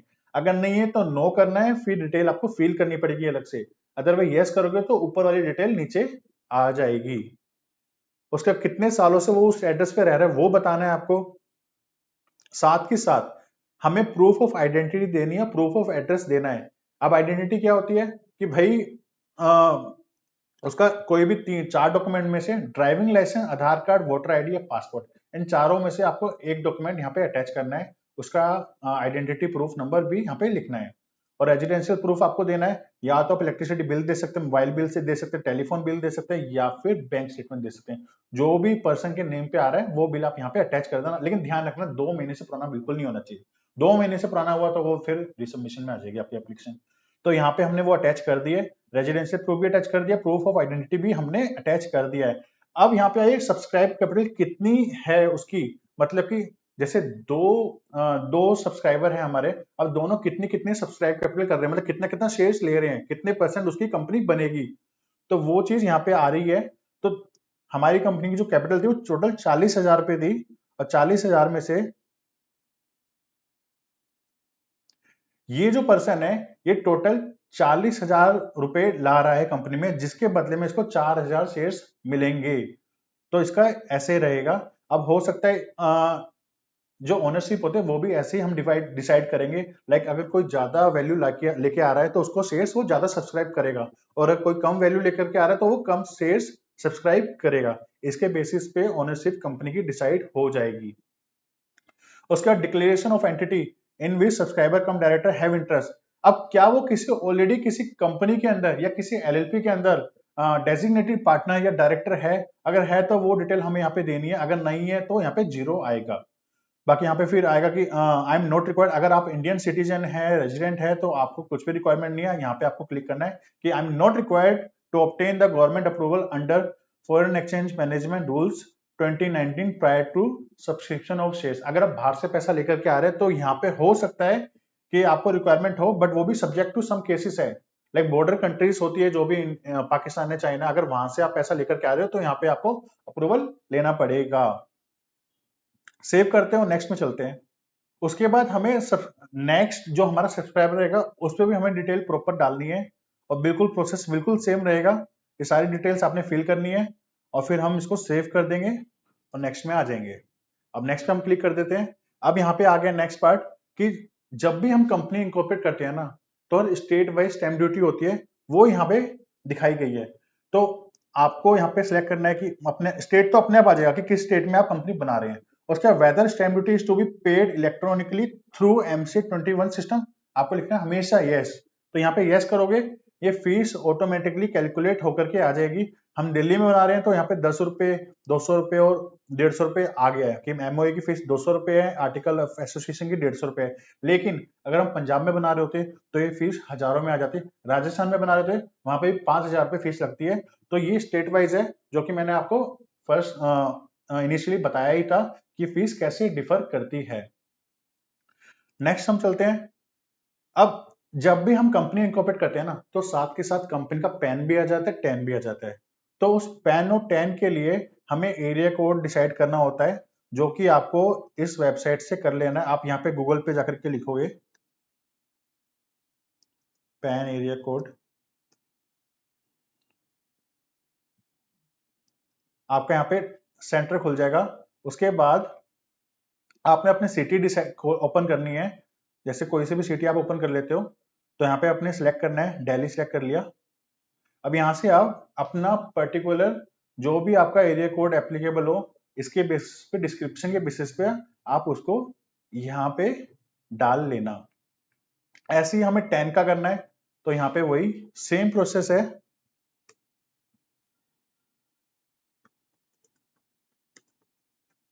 एरिया 10 कोड यहाँ पे हम डालेंगे। उसके बाद यहाँ पे डिटेल्स आ जाएगी। अब अकॉर्डिंगली सर्च सिटी के अकॉर्डिंग आपको 10 नंबर 10 जो भी आपके एरिया का 10 नंबर के लिए जो एरिया कोड होगा वो आपने यहाँ पे देख करके चूज कर लेना है। तो यहाँ पे डिटेल डाल देनी है। उसके बाद सोर्सेस ऑफ इनकम क्या रहेगी प्राइवेट लिमिटेड कंपनी की, तो हमेशा इनकम फ्रॉम बिजनेस प्रोफेशन ही रहेगी। तो आपको यहाँ पे हमेशा वही टिक करना है, क्यों? बिकॉज जब हम कंपनी इनकॉर्पोरेट करते हैं तो बिजनेस करने के लिए ही कंपनी इनकॉर्पोरेट होती है। और साथ के साथ उसका जो बिजनेस प्रोफेशन कोड है वो 20 ही रहेगा ऑल केसेस में, अगर बिजनेस प्रोफेशन वो करती है तो यहाँ पे आपको 20 लिख देना है और यहाँ पे बिजनेस प्रोफेशन सेलेक्ट कर देना है। तो सेव कर देंगे हम। पैन 10 वेरिफिकेशन हो रहा है, ये वेरीफाई होने के बाद हम नेक्स्ट प्रोसेस पे चल सकते हैं। अब इसके बाद डॉक्यूमेंटेशन हमें अटैच करनी है। तो आपको बेसिकली जो ऊपर के 6 पार्ट हैं, मेमोरेंडम, एओए, या फिर declaration bye subscriber and director, affidavit, और ये जो भी डॉक्यूमेंट, ये हमें नहीं करने, हमें सिर्फ ऑप्शनल अटैचमेंट में अटैच करना है। क्या करना है? DIA 2 अटैच करना है, उसके अलावा कुछ भी अटैच नहीं होगा, जो मैंने आपको स्टार्टिंग में सिखाया था। तो वो DIA 2 आप प्रिपेयर कर लेना और वो आप यहाँ पे अटैच कर देना। या फिर कोई रिसबमिशन आती है कभी भी और आपसे कुछ डॉक्यूमेंट एडिशनल मांगे जाते हैं और वो आपको देने होते हैं, तो वो भी आप यहाँ पे अटैच कर सकते हैं। बाकी आपको यहाँ पे फिर सेव कर देना है और हम नेक्स्ट पार्ट पे आ जाएंगे। अब यहाँ पे काफी सारी डिक्लेरेशन है, मैं आपको पढ़वा तो दूं बट कोई फायदा नहीं है, बिकॉज हमने सब पे टिक करना ही पड़ेगा। हम टिक नहीं करेंगे तो वो आगे बढ़ने ही नहीं देगा। तो आपने ये सारी डिक्लेरेशन पे टिक कर देना है। उसके बाद डायरेक्टर का यहाँ पे नाम आएगा, बस एक यहाँ पे देख लेना, एक पे टिक नहीं करना है। वो कौन सी है वो मैं बता देता हूँ आपको। I on behalf of propose director hereby declare that the person seeking appointment is a national of a country which shares a land border with India. Necessary security clearance चाहिए होगा। तो यहाँ पे वो चीज नहीं क्लिक करनी है कि आप मतलब डिक्लेयर कर रहे हैं कि जो भी हमें नेशनल सिक्योरिटी क्लियरेंस चाहिए वो हमने यहाँ पे ले लिया है या फिर वो रिक्वायर्ड है, वो यहाँ पे क्लिक नहीं करना है। वो उसी केस में होगा जहां पे रिक्वायर्ड होगा, वहीं पर ही आपने यहाँ पे टिक करना है। यहाँ पे हमारे केस में दोनों जो इंडिविजुअल्स हैं वो इंडियन है, रेजिडेंट है ऑफ इंडिया है, सिटीजन ऑफ इंडिया है, तो यहाँ पे इसकी रिक्वायरमेंट नहीं है। तो यहाँ पे आपको टिक नहीं करना है। उसके बाद सीए का नाम आएगा, मेंबरशिप नंबर आएगा। यहाँ पे जो कंपनी इनकॉर्पोरेट होती है वो एडवोकेट भी कर सकते हैं, कॉस्ट अकाउंटेंट भी कर सकते हैं, चार्टर्ड अकाउंटेंट भी कर सकते हैं, कंपनी सेक्रेटरी भी कर सकते हैं। तो जो भी आपके केस में आप जिससे भी कंपनी इनकॉर्पोरेट कराना है उससे आप करा सकते हैं। कोई भी डाउट हो तो वो आप हमसे कनेक्ट कर सकते हैं, हम भी आपके इसमें हेल्प कर देंगे। उसके बाद डायरेक्टर का यहाँ पे पैन नंबर आएगा। उसके बाद हम यहाँ पे सारी डिटेल चेक करके सेव कर देंगे।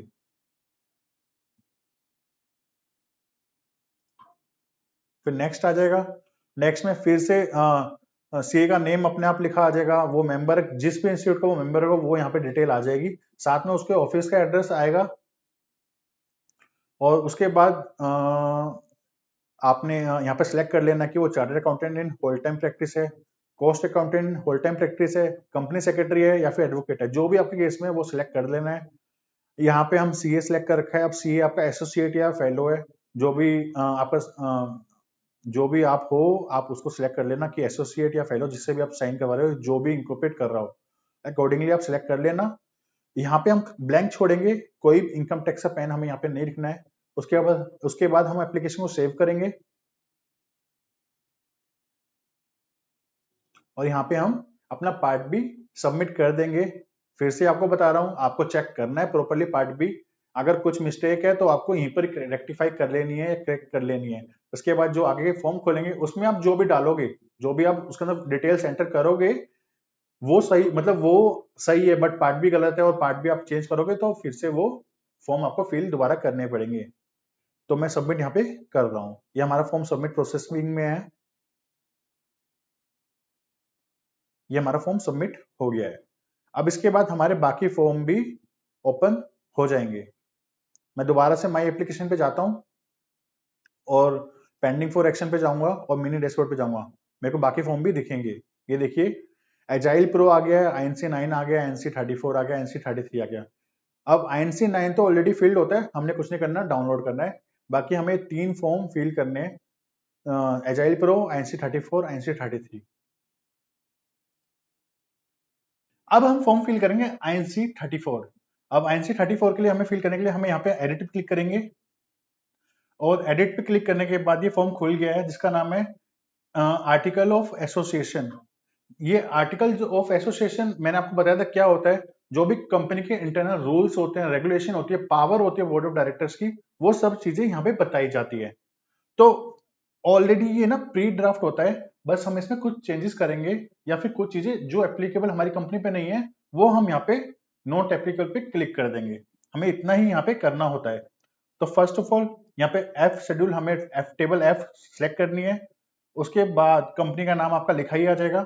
अब ये पूरा ऑलरेडी ना फील्ड है, मतलब ऑलरेडी। और अगर आपने किसी भी क्लोज के अंदर कुछ चेंजेस करने हैं तो आपको चेक इफ अल्टर्ड पे क्लिक करना है। आप ध्यान से सुन लीजिए, चेक इफ अल्टर्ड पे क्लिक करोगे तो यहाँ पे ये फॉर्म एक्टिव हो जाएगा और आप इसमें कुछ भी चेंजेस कर सकते हैं। और अगर आप चेक इफ नॉट एप्लीकेबल पे कर देंगे, मतलब यहाँ पे हमें क्लिक तब करना है जब कोई क्लोज हमारी कंपनी के ऊपर एप्लीकेबल नहीं है। अगर आप ऐसा नहीं करती हैं, कोई क्लोज ऐसा है जो आपकी कंपनी पे एप्लीकेबल नहीं है और उस पर आप टिक करना भूल जाते हैं, तो रीसबमिशन के लिए आपकी जब आप कंपनी का फॉर्म सबमिट कर देंगे तो रीसबमिशन आ सकती है। तो यहाँ पे फर्स्ट मैंने यहाँ पे अल्टर्ड करा है बिकॉज यहाँ पे मुझे कंपनी का नाम लिखना था। अपनी जो प्राइवेट लिमिटेड कंपनी की डेफिनेशन है वो मुझे यहाँ पे प्रॉपरली लिखनी थी। The company is a private company with in the meaning of section 2 subsection 68। मैं आपको इसका फॉर्म प्रोवाइड करवा दूंगा कि आपको क्या क्या चेंज करना है, तो आप उसके अकॉर्डिंगली चेंज कर लेना। इसके बाद नेक्स्ट है शेयर कैपिटल के एंड वेरिएशन ऑफ राइट्स। अब इसमें भी अगर आपको कुछ चेंज करना है तो आप यहाँ पे क्लिक करोगे, ये फॉर्म एक्टिव हो जाएगा। बट हमें यहाँ पे चेंज करने की कोई रिक्वायरमेंट है ही नहीं, तो यहाँ पे हम क्लिक नहीं करेंगे। और ये एप्लीकेबल भी है इसलिए हम यहाँ पे भी क्लिक नहीं करेंगे। तो ये सारा का सारा फॉर्म ये ऑलरेडी फिल्ड आपको दिखेगा, आपने वहीं पर ही क्लिक करना है जहां पे कुछ चेंजेस करने हैं या फिर एप्लीकेबल नहीं है। अब हम आगे बढ़ेंगे फटाफट और इसको पूरे फॉर्म को नेक्स्ट नेक्स्ट करके सेव कर देंगे। अब जैसे एक क्लोज होता है 1% कंपनी का। अब वो, ये कंपनी तो नॉर्मल प्राइवेट लिमिटेड कंपनी है, तो वो 1% के जो क्लोज है ना वो इसके ऊपर एप्लीकेबल नहीं है। तो हमें क्या करना होगा, उसमें चेक इफ नॉट एप्लीकेबल पे क्लिक करना पड़ेगा। जैसे मैं यहाँ पे दिखा देता हूँ, जो क्लोज 48 है वो कह रहा है in case of a 1% company. तो in case of 1% company OPC, तो हम तो ओपीसी नहीं बना रहे, हम नॉर्मल प्राइवेट लिमिटेड कंपनी बना रहे हैं। तो यहाँ पे हमने क्लिक कर दिया है, ये क्लोज हमारी कंपनी पे एप्लीकेबल नहीं है। तो ऐसे ही पूरा फॉर्म हमें ध्यान से पढ़ना है, देखना है और उसके अकॉर्डिंगली अल्टर करना है या फिर नॉट एप्लीकेबल पे क्लिक करना है। मैं आपको एक एओए सैंपल प्रोवाइड करवा दूंगा जो आप देख देख के उसको फिल कर सकते हैं। तो यहाँ पे हम नेक्स्ट पे जाएंगे और लास्ट पेज से हम आ गए। यहाँ पे ऑटोमेटिकली जो हमारे सब्सक्राइबर हैं, जो हमारे डायरेक्टर्स हैं, उनकी डिटेल्स यहाँ पे ऑटोमेटिकली आ जाएंगी। और यहाँ पे हमें साइन बिफोर मी में आप डाल सकते हैं किसी भी ACA, FCA, ACS, FCS, ACMA और FCMA की डिटेल। और उसके बाद डिटेल्स उसकी डालने के बाद आप इसको सबमिट कर देंगे, तो आपका यहाँ पे एओए सबमिट हो गया है। अब दोबारा से हमें एप्लीकेशन पे जाना है और INC33 हम कैसे फिल करेंगे वो हम देख लेते हैं। INC33 memorandum of association, memorandum of association बताता है कि कंपनी का जो मेन ऑब्जेक्टिव है वो क्या रहेगा और कंपनी किस किस फील्ड में क्या क्या काम कर सकती है, वो सारी सारी चीजें यहाँ पे डिटेल में लिखी जाती है। तो यहाँ पे आपका नाम और जिस आप स्टेट में कंपनी रजिस्टर करवा रहे हैं वो स्टेट का नाम यहाँ पे आ ही जाएगा। इसके बाद कंपनी का जो मेन ऑब्जेक्टिव है वो भी ऑटो फिल्ड होके आ जाएगा, जो हमने स्पाइस पार्ट ए में किया था जब हम रिजर्वेशन ऑफ नेम के लिए फॉर्म फिल कर रहे थे। वहां पे जो डिटेल हमने दी थी वो डिटेल यहाँ पे आ जाएगी। आप यहाँ पे अपने अकॉर्डिंगली चेंजेस भी कर सकते हैं क्योंकि ये एडिटेबल फॉर्म है। उसके बाद एक कॉमन ऑब्जेक्टिव होते हैं ना, वो यहाँ पे हम पेस्ट कर देते हैं। जैसे कंपनी किसी भी गवर्नमेंट लाइसेंस ले सकती है, कंपनी कोई भी शेयर परचेज कर सकती है, या फिर कंपनी किसी प्रॉपर्टी में इन्वेस्टमेंट कर सकती है, ये सारी डिटेल यहाँ पे लिख देते हैं। और आप अपने मेमोरेंडम को थोड़ा सा मोर डिटेल्ड या मोर अट्रैक्टिव बनाना चाहते हो तो अपनी लैंग्वेज में आप यहाँ पे यूज कर सकते हो। हम आपको ये वाला फॉर्म प्रोवाइड करवा देंगे। बेसिकली जो कॉमन चीजें रहती है वो आप यहाँ पे कॉपी पेस्ट कर सकते हो। बाकी एक बार आपको पढ़ना चाहिए, वो मैं आपको रिकमेंड करूंगा कि क्या क्या डिटेल यहाँ पे लिखी गई है। तो उसके बाद सारी सारी चीजें ऑटो फील्ड आपको आएगी। यहाँ पे आपको कहीं पर भी कुछ भी नहीं करना। उसके बाद आपके जो डायरेक्टर्स हैं, सब्सक्राइबर है, वहां पे भी डिटेल्स आपकी ऑटो फील्ड आ गई हैं। और यहाँ पे फिर से आपको मेंबर कोई प्रोफेशनल का एसी एफसी जो भी है जिससे भी आप साइन करवा रहे हैं वो सिलेक्ट करना है। नेम ऑफ विटनेस डालना है, एड्रेस डालना है उसका, और अगर वो सीए है तो उसका मेंबरशिप नंबर डालना है, और डीएससी उसके यहाँ पे अटैच करने होंगे। लेकिन अभी नहीं करने, जब फॉर्म हम डाउनलोड कर लेंगे तब उसका डीएससी हमें यहाँ पे अटैच करने होंगे। तो यहाँ पे फिर हम सबमिट कर देंगे। सबमिट हो गया फॉर्म हमारा। अब ये फॉर्म फिल करने के बाद हमारा जो है रह जाएगा एजाइल प्रो।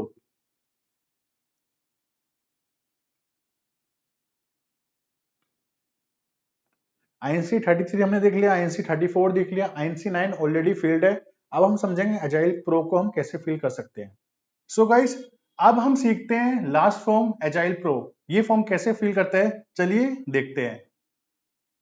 तो सबसे पहले आपको क्या करना है, इस पे भी एडिट पे आना है अपने, और ये हमारा फॉर्म जो होता है, काफी सारे हम जो गवर्नमेंट के रजिस्ट्रेशन होते हैं वो लेने के लिए फॉर्म हमें फिल करना होता है। जैसे गुड्स एंड सर्विस टैक्स के अंदर अगर हमें रजिस्ट्रेशन लेना है, कौन से बैंक में हमें अपना अकाउंट ओपन करना है, या फिर ईपीएफ के अंदर, शॉप स्टैब्लिशमेंट के अंदर, ये सारी जगहों पे अगर हमें रजिस्ट्रेशन लेना है तो ये वाला फॉर्म हमें प्रॉपरली फिल करना होगा, सो डेट हमारी ये सारी एप्लीकेशन अप्रूव हो जाए। बट मैं इसमें ये रिकमेंड नहीं करूंगा कि आप गुड्स एंड सर्विस टैक्स मतलब जीएसटी का जो रजिस्ट्रेशन है वो इसी फॉर्म के थ्रू लें, बिकॉज काफी ज्यादा टाइम लग जाता है। मैं रिकमेंड करूंगा कि आप सबसे पहले अपनी कंपनी इनकॉर्पोरेट कर लीजिए, उसके बाद जीएसटी की एप्लीकेशन सेपरेटली आप फिल करिए, अप्लाई करिए।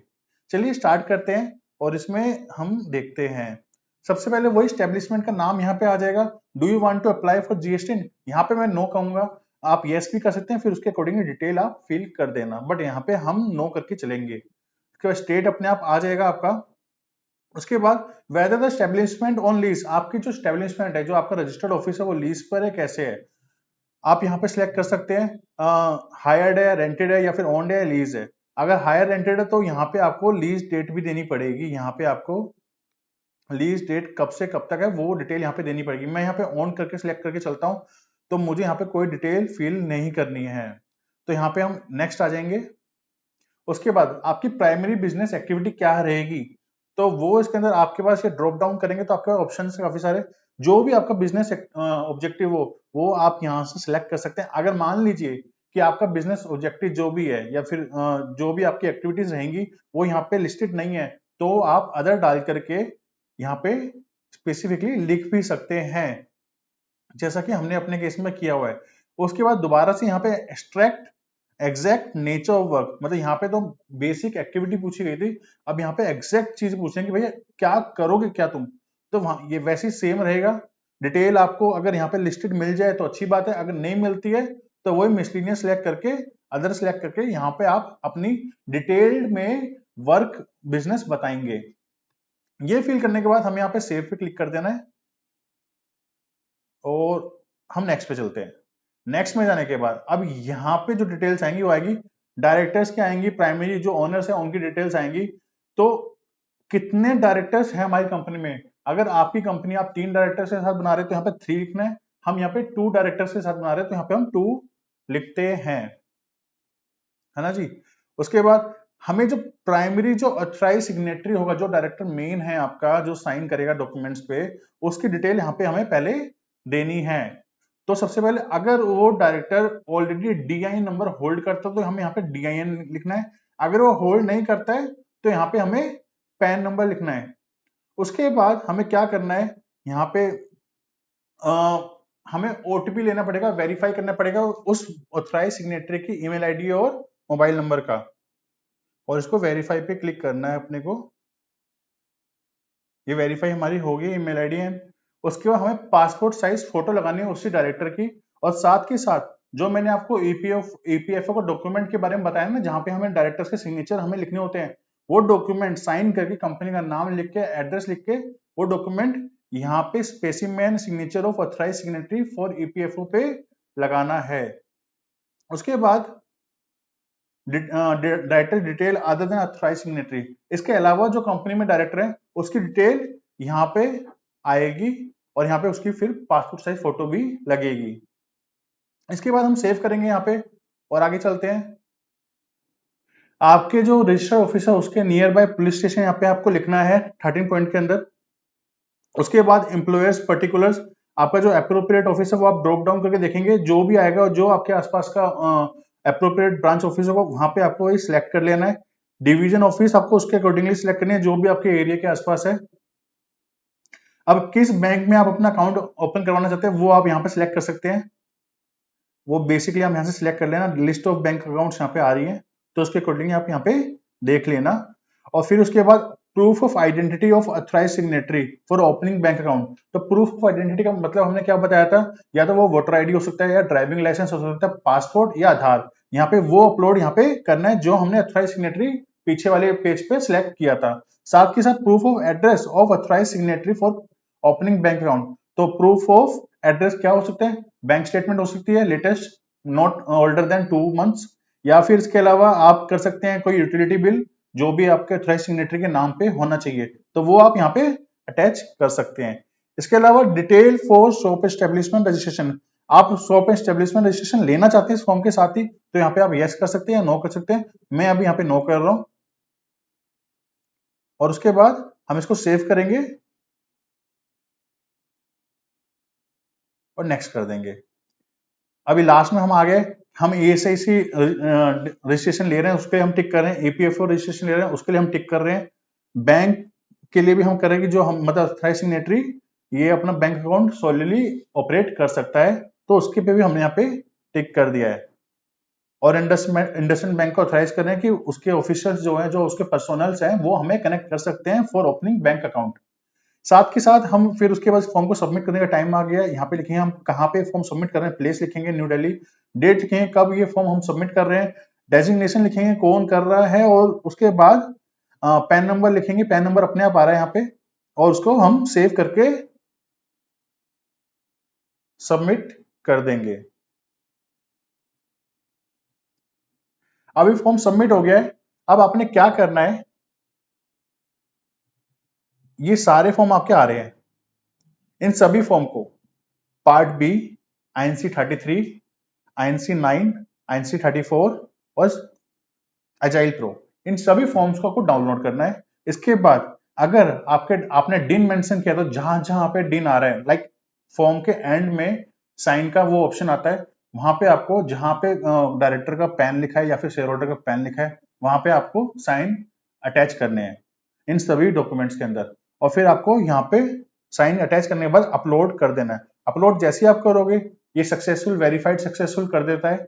अब वो करते के साथ अब यहाँ पे फाइल का जो ऑप्शन ना ये एक्टिव हो जाएगा, ये एक्टिव हो जाएगा, तो आपको इस पे क्लिक कर देना है, आपकी ये सबमिट हो जाएगी फाइल। उसके बाद आपको फीस पे करनी होगी, जो भी अप्रोप्रिएट इसकी फीस होगी वो आपको पे करनी है। आपका फॉर्म सबमिट हो जाएगा, तो इसके साथ ही आप अपनी कंपनी इंकॉर्पोरेशन की जो एप्लीकेशन है वो सबमिट कर पाएंगे। साथ के साथ अगर आप चाहते हैं और डिटेल में आरओसी के फॉर्म को सीखना, पूरे साल में जो कंप्लायंसेस होते हैं आरओसी के वो कैसे होते हैं, क्या उसके कॉन्सिक्वेंसेस होते हैं, फॉर्म को कैसे फिल करते हैं, अगर डिटेल में और अच्छे से जानना चाहते हैं तो आप हमारे कोर्स को फिनटेक्स प्रो पे जो लिस्टेड है उस पर सब्सक्राइब कर सकते हैं। आपको क्या करना है, fintechspro.in पे आना है और यहाँ पे आकर के आप कोर्स के सेक्शन में जाकर के आरओसी ई फाइलिंग प्रैक्टिकल कोर्स को आप एनरोल कर सकते हैं और अच्छे से आप सीख सकते हैं कैसे आरओसी के अलग अदर्स फॉर्म फाइल कर पाएंगे। इसके साथ ही अगर कोई और आपको सर्विसेज रिक्वायर्ड हो, कोई सजेशन हो, कोई डाउट हो, कोई क्वेरी हो, तो आप हमसे कनेक्ट कर सकते हैं। डिस्क्रिप्शन में डिटेल दे रखी है। आई होप गाइस आपको अच्छे से समझ आया हो। तो मिलते हैं अगले सेशन में। Bye bye, take care.